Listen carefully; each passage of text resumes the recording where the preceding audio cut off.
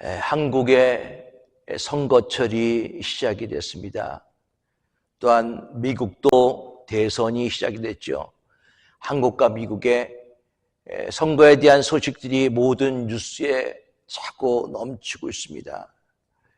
각 정당이나 후보들은 선거에 조금 더 유리하도록 상대방 진영에서 나오는 말실수를 꼬투리 잡아서 소위 말하는 네거티브 선거 전략을 벌이고 있습니다.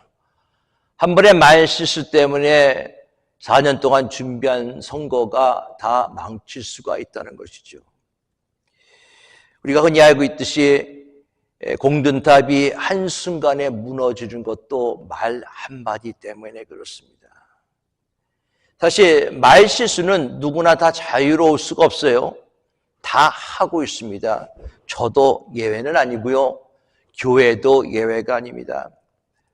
제가 알고 있는 어떤 교회는 한 성도의 말실수를 통해서 그 말에 상처받은 성도 한 명이 교회에다가 내가 수를 하겠습니다. 이것을 문제 삼겠습니다. 라고 얘기해서 당회가 조용히 그것을 무마하는 조건을 통해서 거래의 위로금이라고 얘기하나요? 거래에게 돈을 준 사건도 있었습니다. 교회는 천사들만이 모인 것은 아닙니다. 그렇죠? 교회는 죄인이 모인 것이에요. 그런데 그 죄인이 어떤 죄인인가? 용서받은 죄인이죠. 저도 마찬가지입니다. 많은 사람 중에서 예수 믿고 변화된 사람만 있는 것이 아니라 아직까지도 성경에는 어린아이의 신앙, 아직까지도 신앙의 젖을 먹는 사람들이 많이 있습니다. 그런 사람들뿐만 아니라 장성된 사람까지도 말 한마디의 실수를 통해서 다른 사람들에게 상처를 주기도 하고 교회를 혼란에 빠지게도 합니다. 그러나 덕스러운 말 한마디를 통해서 다시 한번 사람들이 새 힘을 얻게 되고 상처받은 사람이 치유가 되는 역사도 일어납니다. 소개를 준비하다가 재미난 자료를 하나 발견했습니다. 그 자료는 미국 남침례교회의 조사 기관인 라이프웨이 크리스천 리소스라는 곳에서 빌리그햄 선교대학원 학장인 톰 레이너 박사님께서 교회에 처음 방문한 사람들이 새신자죠. 새신자가 다시 교회에 나오지 않게 만드는 10가지의 말실수 이렇게 나옵니다. 영어 보니까는 10 things you should never say to a guest in worship service. 새신자가 다시 교회에 나오지 않게 하는 10가지의 말실수. 궁금하지 않으세요? 이런 내용입니다. 제가 한번 여러분들에게 소개시켜 드립니다. 거기 제자리인데요. 이 말은 내가 설교를 위해 한 교회를 방문했을 때 직접 들었던 말이다. 그 성도는 내가 그날 설교를 위해 그 교회를 방문했다는 사실을 알지 못했다. 내가 소개되었을 때 그녀의 얼굴이 빨개지는 것을 보았다. 어쨌든 그녀 때문에 나는 자리를 옮겼고 나는 겁을 먹었다. 처음 온 사람들이 앉으라고 하는데 거기 내 자리예요. 앉지 마세요. 라고 얘기한다는 거죠. 또 이런 내용입니다. 예배 이미 시작되었어요. 아마 안내하는 사람인가 아니면 교회인들이 늦게 들어온 사람한테 하는 얘기입니다. 예배 이미 시작되었어요. 무슨 뜻입니까? 당신 예배 늦었습니다. 당신이 예배의 방해꾼이 되고 있습니다. 라는 그런 것이죠. 최근에 이런 일이 일어나는 것을 실제로 보았고 그 가족은 다시 교회를 나오지 않았다. 또 이런 내용입니다. 배우자분과 같이 오셨어요. 이 질문은 우리 교회는 싱글을 환영하지 않아요 라고 말하는 것과 같다. 또 이런 내용입니다. 우리 교회에서는 그렇게 하지 않습니다. 그것은 우리 교회 예배 스타일이 아닙니다. 교회마다 예배 방식이 다를 수 있고 모든 행동을 받아들여서는 안 된다. 하지만 예배 중 다양한 방식으로 자신을 표현하라는 것은 나쁜 것이 아니다. 최근에 나는 한 평신도로부터 새신자가 예배 찬양 중에 손을 들고 찬양하다 다른 사람이 이렇게 말하는 것을 듣고 다시 교회에 나오지 않았다는 이야기를 들었다. 놀라운 일이다. 우리 교회는 손 들고 찬양하지 않습니다. 이런 내용이죠. 우리 교회 성도처럼 보이지 않으시네요. 이 아이들이 당신의 자제분인가요? 왜냐하면 미국이라는 사회가 입양한 사람들이 많기 때문에 본인은 백인인데 만약에 자녀가 흑인이거나 아니면 동양계통이 있을 때 당신의 자녀입니까? 라고 물어보는 것을 통해서 상처받을 수 있다는 것이죠. 또 이런 내용입니다. 이분을 지나서 저기 있는 자리에 앉으세요. 이렇게 말해서는 안 된다. 오히려 이미 앉아있는 성도들이 그 자리를 옮겨가게 해야 한다. 우리가 교회 예배를 드리는 것이 극장에서 영화를 보는 것이 아니다. 가족이 다 함께 앉아있을 수 있는 자리가 없어요. 나는 몇 주 전에 이것과 정반대로 한 가족을 맞이하는 교회를 방문했다. 대가족이 교회를 방문했는데 교회 성도들이 이들을 위해 기꺼이 자기의 자리를 양보하는 것을 보았다. 다른 교회를 방문하고 하셨던 적이 있으세요? 라고 물어보는 것도 실례다. 유아방이 꽉 찼어요. 이 말은 이 교회에서 당신의 자녀를 위한 자리가 없습니다. 당신의 자녀는 이 교회에서 제대로 돌봄을 받지 못할 것입니다. 유아방이 꽉 차 있기 때문에 아이를 맡길 수가 없습니다. 여러분도 어떻게 생각하십니까? 새로운 사람들이 교회를 나오지 않게 만드는 10가지의 이야기들, 뭐 10가지 뿐이겠습니까? 더 많은 내용들이 있겠죠. 가만히 생각해 보면은 우리는 이런 것들을 아주 자연스럽게 당연히 이야기할 때가 너무나 많이 있다는 것이죠. 그러나 그것을 통해서 새로 나온 사람들은 교회를 더 이상 나오지 않는다는 것입니다. 오늘 기독교 안에서 가장 큰 문제는 예수를 믿는다라고 얘기하는 사람들은 많이 있지만은 정작 그 가운데 속에서 세상을 변화시킬 참다운 믿음을 가진 사람은 적다는 거예요. 나는 교회 나와서 예배를 드리는 것에 만족하지만 그러나 나로 하여금 세상을 변화시켜라, 전도하라 라고 이야기하지 마세요. 나는 그럴 만한 사람이 안 되고 그럴 만한 믿음도 없고 그럴 만한 마음도 없습니다. 그저 교회 주일날 나와서 예배 드립니다. 나는 그것으로 예수 믿는 것을 만족합니다 라고 생각하는 분들이 많다는 거예요.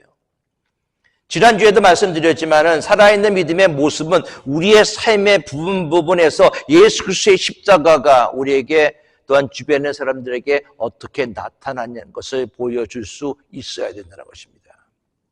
하나님의 말씀을 귀로 듣기만 하지 않고 그 말씀을 통해서 우리의 삶의 부분이 변화돼야 되고 우리의 삶의 부분이 변화된 것을 통해서 다른 사람들이 그 모습을 보고 하나님께 나오는 놀라운 역사들이 일어나야 된다는 것이죠. 이렇게 하나님의 말씀을 받고 변화된 사람 중에서 제일 먼저 나타나는 것이 뭔지 아십니까? 그것이 바로 말입니다. 말. 예수 믿고 은혜를 받으면 말의 내용이 달라집니다. 또한 말을 사용하는 단어나 억양과 횟수까지 다 달라져요. 내가 예수 믿기 전에는 쌍소리를 막 쉽게 하였는데 예수 믿고 난 다음에 그것을 쉽게 할 수가 없는 것이죠. 언어의 습관이 달라진다는 것입니다. 그래서 야고보서 1장 26절은 이렇게 얘기합니다. 누구든지 스스로 경건하다 생각하며 자기 혀를 죄가 물리지 아니하고 자기 마음을 속이면 이 사람의 경건은 헛것이니라. 경건의 첫걸음이 어디 있다고요? 죄가 물리는 것, 즉 말 조심하는 데 있다는 거예요. 특히 믿는 사람들은 부정적인 말, 유언비어, 하나님을 교역하는 말, 남을 참소하는 말, 불의한 말, 아첨하는 말, 망정된 말, 무익한 말, 속이는 말들을 하지 않아야 된다는 것입니다. 우리가 하여금 성경은 뭐라고 얘기합니까? 아름다운 소식을 전하는 사람들이여 라고 얘기하고 있어요. 여러분들은 하나님의 아름다운 소식, 복된 소식을 전하는 그런 입술이 돼야 되고 하나님을 찬송하는 입술이 돼야 되고 선한 말을 해야 되고 다른 사람들을 위로하고 격려하고 또 듣는 사람을 하여금 여러분들이 말하는 것을 통해서 은혜를 끼칠 수 있어야 된다는 것입니다. 그런데 말이라는 게 이상하게도 내가 생각하지 않았는데 그냥 툭 튀어나올 때가 많이 있어요. 그렇죠? 나도 모르게 남에게 상처 주는 말들이 수시로 튀어나옵니다. 이것은 우리에게 무엇이라고 얘기합니까? 그리스도인이 되었다 하더라도 그 말의 습관, 말의 습성들은 쉽게 바뀌지 않는다라는 것을 얘기하고 있습니다. 우리가 말의 습관을 바뀌기 위해 노력들이 필요하대요. 그래서 오늘 본문에서는 혀의 위력, 말의 위력에 대해서 소개하고 있습니다. 그 혀를 소개하면서 그 혀가 미치는 힘에 대해서 두 가지로 얘기하고 있습니다. 먼저 그 두 가지를 보기 전에 1절 말씀 봅니다. 내 형제들아 너희는 선생된 우리가 더 큰 심판 받을 줄 알고 많이 선생되지 말라. 선생님들은 말을 많이 하죠. 그렇죠? 그 말 한마디 한마디가 학생들에게 영향을 줄 수밖에 없습니다. 가르치는 사람은 책임을 지는 사람이에요. 만약에 교사가 남에게 말을 해놓고 자기가 그대로 살지 못한다면 그것 또한 문제의 모습이죠. 목회자로서 저도 마찬가지입니다. 말씀을 증거하고 남을 가르치고 있습니다. 굉장히 조심스럽게 말씀을 준비했어요. 혹시 이 말씀을 통해서 다른 사람들이 상처받지 않나, 혹시 듣는 사람들이 목사님 저 설교는 나를 꼭 집어넣고 하는 말씀이야, 아이 기분 나빠, 다음에 안 나가야지 라고 생각하는 분들도 있을 수 있기 때문에 그렇습니다. 남을 가르치는 자리에 있지만은 내가 이만큼 알고 있습니다, 나의 지식을 자랑하고 그 자식을 뽐내기 위해서 말을 하는 것은 옳지 않다는 것이죠. 무엇보다도 가르치는 사람은 그 가르침이 자기 자신에게 먼저 다가와야 된다는 것입니다. 교회에서 많이 선생되지 말라는 것은 결코 신앙은 말이 다가 아니다, 신앙은 지식이 전부가 아니다라는 것을 얘기하고 있어요. 가르침은 여러분들 은사입니다. 그렇죠? 가르침은 은사라고 얘기하고 있어요. 가르치는 자는 하나님이 주신 직분에 불과합니다. 은사가, 직분이 우리의 신앙을 보증하는 것이 아니고 우리의 영성의 전부가 아닙니다. 단지 우리는 하나님이 주시는 은사를 따라서, 직분을 따라서 그 사명을 감당할 뿐이죠. 그렇기 때문에 내가 가르치기를 잘한다고 해서 그것이 대단한 것이 아니라는 거예요. 내가 조금 더 많이 알고 조금 더 많이 배웠다, 그것을 통해서 다른 사람들에게 얘기하고 있다, 그것이 결코 자랑할 만한 것이 아니다는 것입니다. 믿음은요, 아는 것을 아는 것으로 여기지 않고 겸손해지는 것이 믿음이에요. 믿음은 아는 것으로 인해서 내가 더 많이 하나님 앞에 알기를 원합니다 하고 내려놓는 것이 하나님이 원하시는 믿음의 모습입니다. 그런데 아까도 얘기했지만 우리는 그런 가운데 속에서도 말실수를 종종 하고 있어요. 우리가 이런 실수를 한다는 것을 인정해야 돼요. 나는 말실수 안 해, 나는 뒤끝이 없는 사람이야, 말하고 난 다음에 나는 다 잊어버려, 이런 거 여러분 소용없어요. 자, 2절 말씀 봅시다. 우리가 다 실수가 많으니, 자, 우리 중에 말에 실수가 없는 사람이 있습니까? 조금 말을 더 실수할 수 있고 없고의 차이점의 모습이지 누구나 다 말을 실수할 수 있다는 거예요. 자, 그런데 그 말에 대해서, 혀에 대해서 오늘 본문은 재갈과 키에 비유하고 있습니다. 3절과 4절 봅니다. 우리가 말들의 입에 재갈을 물리는 것은 우리에게 순종하게 하려고 온몸을 지어하는 것이라. 또 배를 보라, 그렇게 크고 광풍에 밀려가는 것들을 지극히 작은 키로서 사공들의 뜻대로 운행하나니. 재갈, 여러분들 경마하는 거 보면요, 말을 탈 때 보면 말 입에다가 재갈을 물리죠. 그런 다음에 끈이 이렇게 뒤로 갑니다. 자, 말을 탄 사람들은 그 재갈을 달리는 끈을 당기면서 오른쪽으로 가게 만들고 왼쪽으로 가게 만들고 서게 만들고 또 달리게 만드는 것입니다. 재갈은 말의 속도와 방향을 결정짓는 것이죠. 아무리 큰 말이라 하더라도 사람보다 더 큽니다. 사람보다 더 힘이 되죠. 그러나 아무런 큰 말이라 하더라도 그 재갈에 의해서 조종당할 수밖에 없다는 것이죠. 다윗은 시편 39편 1절 말씀에 이렇게 얘기합니다.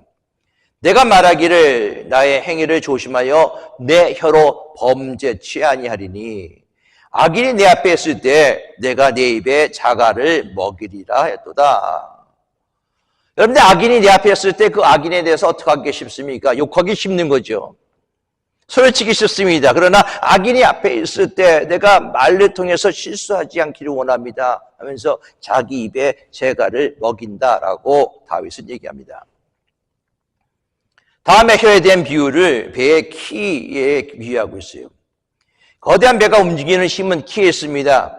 작은 키를 움직이는 데 따라서 배의 방향이 결정돼요. 아무리 큰 대형 여러분 유조선 그런 배를 하더라도 그 밑에 보면은 작은 키가 있습니다. 그 키를 통해서 가는 방향이 결정됩니다.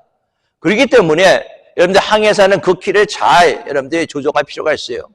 잘못해서 그 키를 갑작스럽게 쓰면은 그 큰 배가 넘어질 수가 있습니다. 이처럼 키는 작은 것이지만 방향이 결정되고 우리 몸에 있는 혀는 작은 것이지만 혀의 사용에 따라서 우리의 인생의 방향이 결정될 수 있다는 것입니다. 말의 재갈에 물려서 사용하는 것이 여러분 쉽지 않아요. 많은 노력과 훈련이 필요합니다. 배의 키를 조정하는 것도 아무나 조작하지 못합니다. 많은 훈련이 요구되고 있습니다. 그렇기 때문에 말의 사용도 마찬가지죠. 우리가 말의 사용에서 올바른 방향으로 가기 위해서, 바로 사용하기 위해서는 훈련이 필요해야 된다는 것입니다.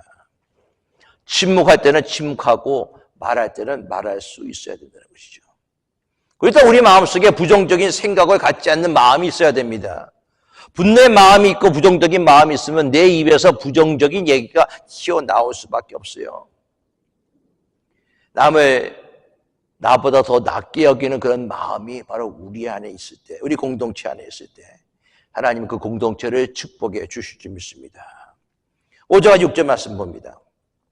계속해서 혀에 대해서, 말에 대해서 계속 얘기하고 있습니다. 이와 같이 혀도 작은 지체로 돼 큰 것을 자랑하도다. 보라, 어떻게 작은 불이 어떻게 많은 나무를 태우는가. 혀는 곧 불이요 불의의 세계라. 혀는 우리 지체 중에 온몸을 더럽히고 생애 밖에를 불사르나니 그 사르는 것이 지옥불에서 나느니라. 가끔 우리 뉴스에 산불이 났다라는 그런 소식을 접합니다. 그 산불이 났을 때 따라오는 그런 내용이 있죠. 어떤 사람이 무심하게 버린 작은 담배 꽁초가 마른 나무가지에 옮겨서 큰 산불이 되었습니다. 축구장 100개를 태울 만한 그런 산불이 되었다는 그런 소식을 상당히 많이 듭니다. 작은 불이 큰 숲을 태우는 것처럼 혀도 작지만 그렇게 위험하다라고 설명하고 있습니다. 작은 것 같아도 치명적이다라고 얘기하고 있어요. 얼마나 파괴력이 강한가라는 것을 얘기하고 있습니다. 그래서 혀는 곧 불이요 불의의 세계라.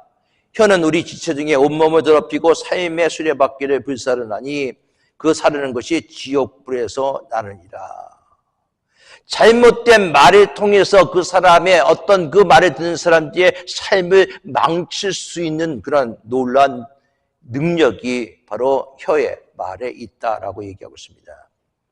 좋은 결과를 줄 수 있지만 한 사람의 영혼을 짓누를 수밖에 없는 그런 것이 또 말에 나온 것이죠.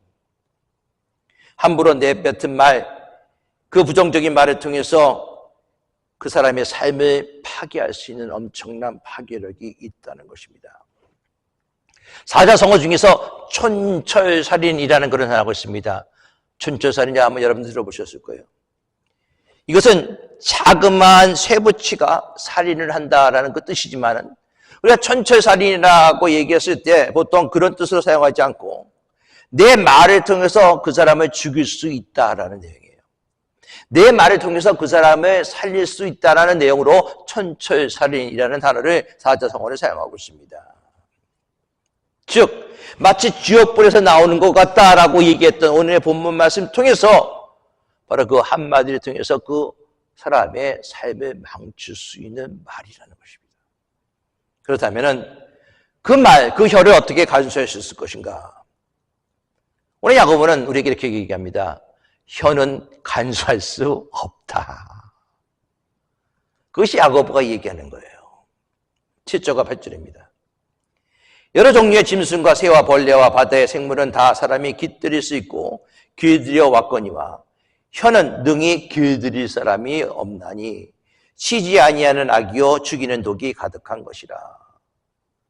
야고보서는 단정적으로 얘기하고 있습니다. 혀는 능히 길들일 수 있는 사람이 없다라고 얘기하고 있어요. 통제가 안 된다는 거예요. 온갖 종류의 짐승과 새와 기는 것과 바다의 생물은 사람들을 통해서 길들일 수 있습니다. 사자도 길들일 수 있고 돌고래도 길들일 수 있고 여러 모든 것들도 길들일 수 있지만 혀는 사람이 길들일 수 없다. 혀는 스스로 제어하기 불가능하다라고 얘기하고 있어요. 혀는 능히 길들일 사람이 없나니 쉬지 아니하는 악이요 죽이는 독이 가득한 것이라. 말의 근본적인 속성이 죽이는 것이고 파멸시키는 것이고 국련시키는 것이고 힘을 잃게 만드는 것이에요. 여러분들 교회가 갈라질 때 교회 처음 나온 성도들이나 아니 매주에 그냥 교회만 나오는 추석하는 성도들을 통해서 교회가 갈라지는 이들은 많이 있지 않습니다. 교회가 갈라질 때 주로 그렇게 원인을 제공하는 사람들은 믿음이 없는 사람이 아니라 오히려 하나님을 잘 믿고 교회에 헌신한 사람들이에요. 그런데 하나님을 너무 잘 믿지만은 혀를 잘 간수하지 못한 분들이 그렇게 합니다. 말 하나로 인생을 망칠 수 있습니다. 가정을 깰 수 있습니다. 교회를 깰 수 있습니다. 사람을 죽일 수 있습니다. 한 나라를 파멸로 이끌어갈 수 있습니다. 그래서 우리는 혀를 잘 간수해야 된다는 것이죠. 신경정신의학과 학자인 루안 브리트헤튼이라는 사람이 여성의 뇌라는 그런 책이 있는데 그 책에 의하면 여성은 하루에 2만 단어를 사용하고 남자는 7천 단어를 사용한다고 합니다. 일생 동안에 말을 하는 시간을 다 합치면 13년 동안 얘기한다는 것이죠. 쉬지 않고 그것을 쭉 얘기한다면. 자, 그 말 중에, 그 13년이라는 그 기간 중에 우리가 얼마나 선한 말을 하니 하고, 얼마나 사람들을 세우는 말을 많이 하고, 얼마나 많이 용기 주는 말을 많이 했는가 한번 살펴볼 수 있기 바라겠습니다. 우리는 그냥 잔조로 놔두면요, 부정한 말, 악한 말, 저주하는 말, 죽이는 말, 상처 주는 말, 음란한 말, 호색하는 말, 비판하는 말, 우리가 본질적으로 남을 칭찬하기보다는 남을 헛되게 좋아하는 마음이 우리 마음 속에 있어요. 남의 자식이 잘 되면은 칭찬하기 싫고, 내 자식이 아무리 못되더라도 내 자식을 칭찬하고 싶은 마음이 모든 사람의 마음이 있습니다. 이것이 인간의 기본적인 속성이죠. 혀는 어차피 길들여질 수 없기 때문에 어떻게 해야 되는가? 우리가 혀를 통해서 말로 통해서 나오는 실수를 줄일 필요가 있어요. 주일날 어떤 부부가 교회 가기 전에 심한 말다툼을 했습니다. 남편이 교회 가야 되는데 날씨가 참 좋으니까 남편이 교회 가지 않냐고 골프클럽을 딱 짓고 골프장을 가는 거예요. 아내가 그 뒤통수에 대고 주일날 교회 가야지 왜 골프 치러 가? 하면서 뒤통수에 대고 그렇게 얘기했습니다. 이 남편이 골프장에 가서 라운딩을 하는데 첫 번째 홀에서 딱 공 올려놓고 딱 치려고 그러는데 갑자기 아내가 한 소리가 딱 듣고 난 다음에 기분이 상해지면서 공을 친 게 아니라 땅바닥과 공을 한꺼번에 쳤어요. 너무 땅바닥을 치기 때문에 저는 골프를 안 쳐서 모릅니다. 그러나 골프 치는 분들이 그렇게 말씀하시더라고요. 제대로 공을 쳐야지 만약에 땅바닥을 치면은 손이 다칠 수가 있고 어깨가 다칠 수가 있고 허리가 다칠 수 있다. 그러는데 이분도 너무 세게 치는 바람에 가슴이 아파서 병원에 갔더니만 갈비뼈에 금이 간 거예요. 이 소수들은 아내가 남편에게 대뜸 이렇게 얘기합니다. 거봐, 주일날 교회 안 가고 골프장 가니까 벌 받은 거야. 어떻게 보면은 믿음 있는 말 같습니다. 그런데 여러분, 아내가 그 말할 때 회개하는 남편은 한 명도 없습니다. 도리어 화를 낼 것입니다. 지혜로운 아내라면 이렇게 얘기할 거예요. 여보, 많이 아팠지? 내가 당신이 골프장에 가기 전에 내가 당신 뒤통수에 대고 한마디 한 것 때문에 힘들었지? 아마 그렇게 해서 이렇게 된 것 같아. 미안해, 잘못했어. 그렇게 말하면은 남편에게 돌아온 말이 뭘까요? 여보, 미안해. 내가 잘못했지? 주일날 교회 가야 되는데 골프장에 가서 그래. 우리가 어떻게 하면 말에 대한 실수를 우리가 더욱더 줄일 수 있을 것인가 지혜롭게 생각해 볼 필요가 있다는 것이죠. 여러분, 말 속에는 희노애락 감정이 다 들어가 있습니다. 여러분들이 말할 때 보세요. 기쁨, 노함, 슬픔, 즐거움 모든 것이 다 들어가 있어요. 그런데 가장 중요한 게 뭔지 아십니까? 말을 할 때 선을 넘어가지 않는 거예요. 그리고 감정을 너무 부여하지 않는 상태로 말하는 훈련이 필요합니다. 그리고 죽이는 언어가 아니라 살리는 언어 생활로 훈련을 해야 돼요. 구조가 10절 말씀 봅니다. 이것으로 우리가 주 아버지를 찬송하고도 이것으로 하나님 형상대로 지음받은 사람을 저주하나니 한 입에 찬송과 저주가 나오는도다. 내 형제들아, 이것이 마땅하지 아니하니라. 샘이 한 구멍으로 어찌 단물과 쓴물을 내겠느냐. 내 형제들아, 어찌 무화과 나무가 감람 열매를 포도나무가 무화과를 맺겠느냐. 이와 같이 짠물이 단물을 내지 못하느니라. 여러분들은 이런 얘기하죠. 한 입으로 두말하지 마세요. 말을 바꾸지 말고 약속을 지키라는 거예요. 근데 야고보 사도는 한 걸음 더 나가서 한 입으로 전혀 다른 것들을 쏟아내는 모습에 대해서 얘기하고 있습니다. 찬양과 저주입니다. 성경은요, 우리의 일상과 예배를 분리해 놓고 있지 않습니다. 우리가 일생에서 하는 말 하나나 행동 하나를 주께 하듯 할 때 그 모든 것이 하나님의 예배가 되는 거예요. 그러니까 평소에 말을 함부로 하고 난 다음에 예배 속에서 하나님 찬양합니다, 두 손 두고 하나님 찬양한다 하더라도 하나님 보시기에 야 웃기네 라고 아마 하나님이 그렇게 생각하실 거예요. 이런 비판은 우리 모두에게 해당됩니다. 저에게도 해당되는 거예요. 찬양하는 입 따로, 저주하는 입 따로, 불평하는 입 따로, 원망하는 입 따로 있을 수가 없다는 거죠. 한 샘에서 단물과 쓴물이 동시에 나올 수가 없다라고 얘기하고 있습니다. 이 말이 바로 우리를 가리킨 말이에요. 오늘 이 말씀을 듣고 내 자신을 다시 한번 돌아볼 수 있는 시간을 가질 수 있기 바라겠습니다. 교회에 와서 예배드리는 1시간 빼놓고 집에 돌아가서는 내가 무엇을 하고 있는가? 서로 모여 앉아서 누구를 흉보고 누구를 욕하고 누구를 어떻게 혼내줄까 비판하고 정죄하는 그런 목소리가 우리 안에 나오는가?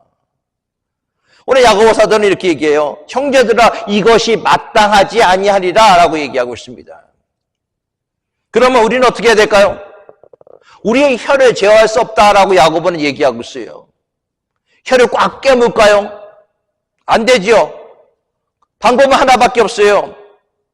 내 안에 계신 성령님께서 내 입술에 파수꾼이 되셔야 돼요. 시편 141편 3절 말씀 이렇게 얘기합니다. 여호와여 내 입에 파수꾼을 세우시고 내 입술의 문을 지키소서. 내가 아무리 굳게 결단하고 노력한다 하더라도 혀를 통제할 수 있는 능력이 우리 안에 없어요. 그렇기 때문에 하나님이 내 혀의 파수꾼이 되어주셔야 된다는 것이죠.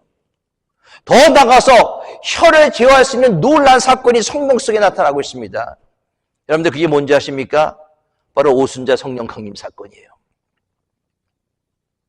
인간이 범죄한 중에 가장 타락한 그 순간에 하나님 앞에 온 성도가 함께 모여 기도했더니만 성령께서 불의 혀처럼 임하고 거기에 있는 모든 사람들이 성령 충만하여 하나님이 행하실 일들을 각자의 언어로 말하니라. 성령님께서 우리의 혀를 다스려 주셔야 돼요.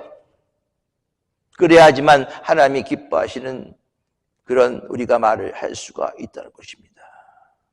성령의 임재를 통해서 우리가 변화되는 거예요. 타락한 입술이 회복이 되는 것입니다. 저자고 원망했던 그 입술들이 하나님의 찬양하는 입술이 되는 것입니다. 그것이 성령 강림의 역사로 일어납니다. 여러분도 그렇습니다. 성령께서 우리를 다스려 주셔야지만 우리의 언어의 습관이 변화될 수밖에 없어요. 여러분들 언어가 영성이에요.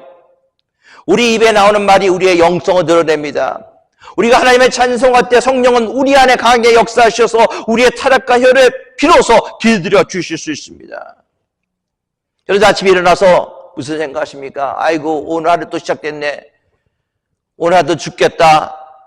날씨가 좋으니까 날씨가 나쁘니까는 더 힘든 일이 생길 거야. 여러분들 그렇게 생각하시면 그 하루 죽을 일만 생겨요.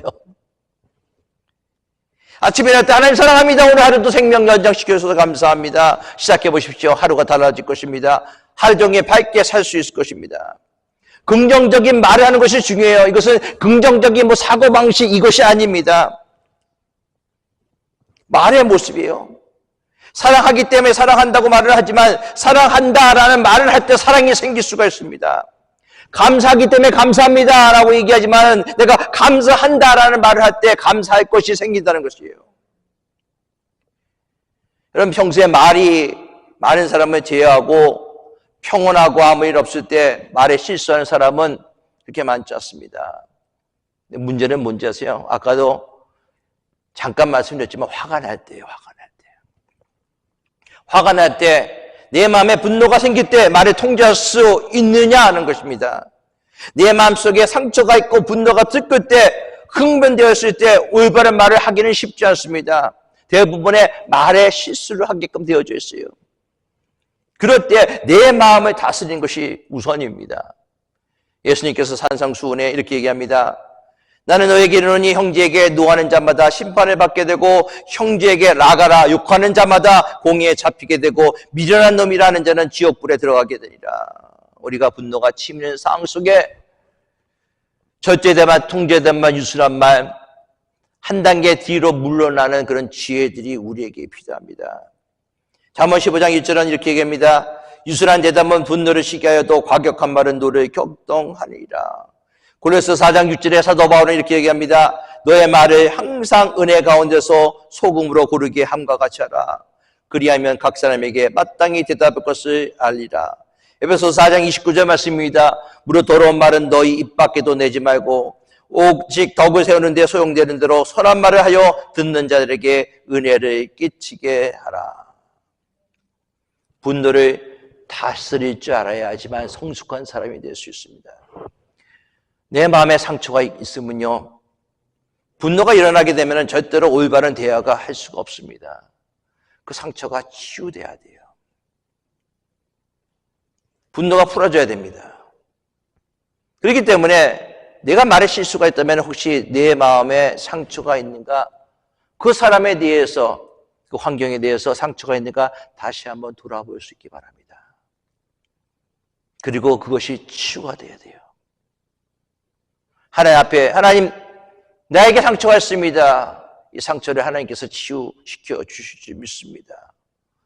하나님이 회복시켜 주시기 원합니다. 성령께서 나를 주장해 주셔서 내 마음에 있는 모든 상처들이 회복이 되기를 원합니다. 우리가 그런 마음들을 가질 필요가 있습니다. 오늘날 사회나 교회나 가정의 위기를 만나는 이유는 무엇인가? 말이 능력을 잃어버린 때문에 그렇습니다. 서로 신뢰하지 않아요. 더 이상 말이 소용없습니다. 말과 행동이 일치하는 것이 중요합니다. 정말 옳은 말, 바른 말, 하나님이 기뻐하시는 말, 사람을 살리는 말들을 할 수 있는 여러분들의 모습 될 수 있기 바랍니다. 그래서 베드로전서 4장 11절은 이렇게 얘기하고 있어요. 만일 누가 말하려면 뭐라고요? 하나님이 말씀하는 것 같이 하라. 그렇게 얘기해야 된다는 거예요. 상대방이 잘못이 있고 상대방이 나를 힘들게 하고 상대방이 나를 어렵게 한다 하더라도 내 입에서 나오는 말은 하나님이 하는 그 말처럼, 예수님이 하시는 그 말처럼 하라는 것이죠.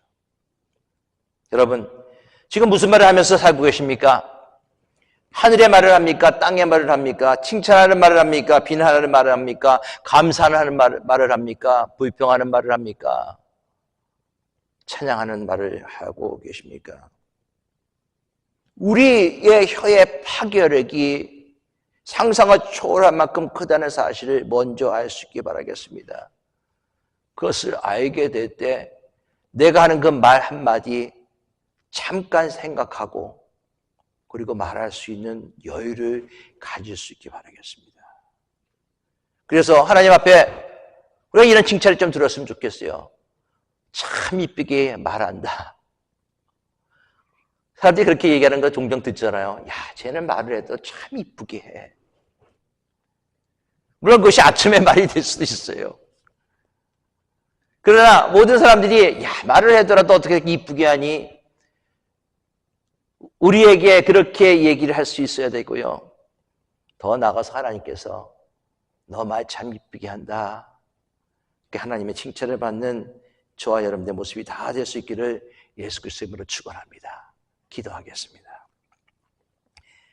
아버지 하나님, 우리가 말 실수를 하지 않도록 도와주시고 또 말에 실수를 한다 하더라도 그 말의 실수에 대해서 용서를 빌줄 수 있는 모습이 되도록 인도하여 주시옵소서.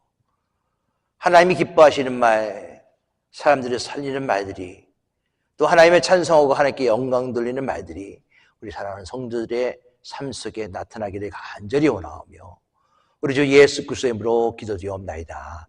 아멘.